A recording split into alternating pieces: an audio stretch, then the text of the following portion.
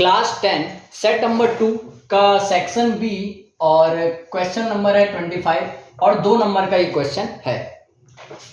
Question पढ़ते हैं। In what ratio, देखिए क्वेश्चन मैं पढ़ रहा हूं आपको, मैं बता रहा हूं इससे आपको इसका सॉल्यूशन ही सीखना है। पहला तो कंसेप्ट सीखना है, क्योंकि अगर सॉल्यूशन सीखना होता है तो बुक में भी है। मैं बस जो सिखाने आया हूँ 5-7 मिनट में, वो बस ये सिखाने आया हूँ कि कैसे आपको क्वेश्चन पढ़ के अटेम्प्ट करना है। जो मैंने समझा है बच्चों को, उससे बस यही समझ आता है कि उनको हो सकता है क्वेश्चन आता हो, लेकिन वो क्वेश्चन पढ़ के उसका इनपुट नहीं लिख पाते हैं, भले उन्होंने कभी पढ़ा हो। तो वही सीखना है। एक बार 5-7 मिनट आप चलते फिरते कुछ भी कर सकते हैं।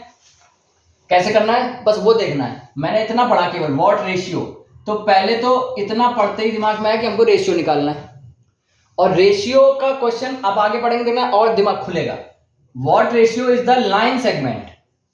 यहां से एक बात खुल के आई कि पिछले सेट में भी था कि एक कोई लाइन होगी, लाइन सेगमेंट की बात कर रहा है ना, उस लाइन में एक पॉइंट होता था, जो पिछली बार बताया था वो बता रहा हूं। वो पॉइंट उस पूरी लाइन को किसी रेशियो में डिवाइड करता था, याद करने की कोशिश करो। और वो जो लाइन हुआ करती थी वो 2 पॉइंट से मिलकर बना होती थी। यहां पर ही बना लिखा है वो line segment joining the points this and this, वही लिख दो यहां पे, लिख दिया। फिर क्या बताया था कि ये किसी रेशियो में डिवाइड होंगे। क्या बताया था रेशियो, एम और एन। फिर बताया था इस पॉइंट के कुछ कोऑर्डिनेट हुआ करेंगे, एक्स और, यही तो बताया था। यहां पर भी वही चीज होगी, पर इन्होंने कुछ अलग दिया है। क्या, इस बार इन्होंने वो पॉइंट नहीं दिया है जो डिवाइड कर रहा है, इन्होंने लिखा है डिवाइडेड बाय द लाइन। कोई लाइन है जो इस लाइन को डिवाइड कर रही है, तो भाई लाइन भी तो कहीं काटेगी किसी पॉइंट पे। एक तरीके से वो पॉइंट ही है जो इसको डिवाइड कर रहा है। थोड़ा किनारे लिख लेते हैं, उसमें क्या है।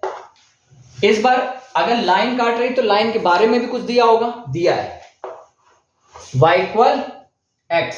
ये क्या है, ये इसकी इक्वेशन है। बस इतना समझो। क्वेश्चन तो मैंने इनपुट उससे लेकर के लिख दिए, और थोड़ा थोड़ा दिमाग में भी आ गया कि अच्छा ऐसा ऐसा है। रेशियो पूछा है, लाइन सेगमेंट है, पक्का वो कोई पॉइंट होगा जो उस लाइन को डिवाइड कर रहा होगा। हाँ, वो वाला एम और एन वाला कंसेप्ट है।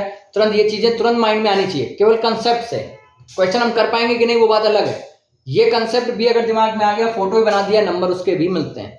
ठीक है,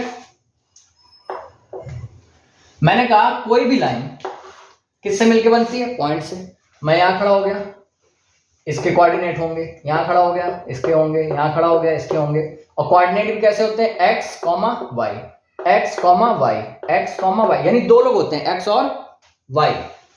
तो ये अगर इक्वेशन है और इस इक्वेशन में मान लो ये लाइन है, तो उसमें भी कई पॉइंट होंगे, एक्स और वाई, एक्स और वाई, एक्स और वाई, नहीं होंगे। इस इक्वेशन में अगर हम x अपने मन से ले लें, तो अगर 2 ले लिया हमने x को, तो y भी क्या होगा 2। x को 3 ले लिया तो y भी क्या होगा 3। x को 4 ले लिया तो y भी क्या होगा 4। यानी कि जितना x उतना ही y। तो अगर हम इस पॉइंट पे ये कहें कि x और y क्या है, बराबर है, हमें ये नहीं पता क्या है, लेकिन हम इतना तो कह सकते हैं x और y बराबर है। हमें x और y से मतलब, क्योंकि फॉर्मूला पता है। क्या बताया था कि अगर यहाँ x1 y1 है, यहाँ x2 y2 है, कोई पॉइंट x और y है, m और n में काट रहा है। अगर रेशियो पूछे तो m को k ले लेना और n को 1 ले लेना। रेशियो गिवन हो तो m को जो वैल्यू दिया हो और n की भी जो वैल्यू दी हुई वो लगानी है। फॉर्मूला क्या बताया था, x इक्वल क्रॉस में ऐसे मल्टीप्लाई कर बताए थे। पहले तो नीचे m प्लस n लिख लेना, x का है तो x वाले ही लिखने हैं, यहाँ x2 यहाँ x1, और यहां पर क्या होते थे x1 y1 x2 y2 x y। कैसे बताया था, n का मल्टीप्लाई x1 में, यहां 2 लिख दिया, n x1 m x2 हो गया। ऐसे ही y में अपॉन में लिख लो पहले m प्लस n का मल्टीप्लाई y1 में, फिर m का मल्टीप्लाई y2 में। यही तो फॉर्मूला बताया था। सेम चीज यहां अप्लाई करते हैं। चलो क्या लगाएंगे, x इक्वल, ये भी हमें रेशियो निकालने को बोल रहा है तो हम k और 1 लेंगे, तो 1 का मल्टीप्लाई 3 से 3 प्लस k का मल्टीप्लाई -1 से तो -k upon k plus 1। y लिख लो, पहले अपॉन वाला लिख लो, k प्लस 1। अब y का तो y वाले पकड़ने केवल ये और ये, ठीक है। तो 1 का मल्टीप्लाई -5 से तो -5 प्लस k का मल्टीप्लाई 6 से 6k। अब ये x की वैल्यू आ गई, ये y की वैल्यू, और हमें एक बात पता है कि ये x और y क्या है आपस में इक्वल। अगर ये इक्वल हैं तो ये भी इक्वल कर दो, 3 plus minus upon k plus -5 plus 6k upon k plus 1। ये कट गया पूरा पूरा, सेम था ना, इसलिए नहीं ऐसा समझ में आया कैसे कट गया। तो ये पूरे को क्रॉस में उधर मल्टीप्लाई में ऊपर ले जाओगे, वहां आएगा, यहाँ पर वो पूरा पूरा कट जाएगा, ऊपर नीचे डायरेक्ट काट दिया। जो बचा उसको देखो, ये k वाला है, ये भी k वाला है, तो इस k को उधर भेज दो। इधर 6k पहले से थे, एक k और आ गया तो 7k हो गए। यहाँ 3 पहले से था, डायरेक्ट करें अगर 3 पहले से था, ये -5 इधर आके +5 होगा, तो 5 और 3 8, ठीक है। 7 को नीचे भेज दो, यानी k की वैल्यू क्या आ गई 8/7। k की वैल्यू आ गई, यानी हमारा रेशियो तो k रेशियो 1 था। अगर k की वैल्यू 8/7 है, 7 को उधर भेज दो।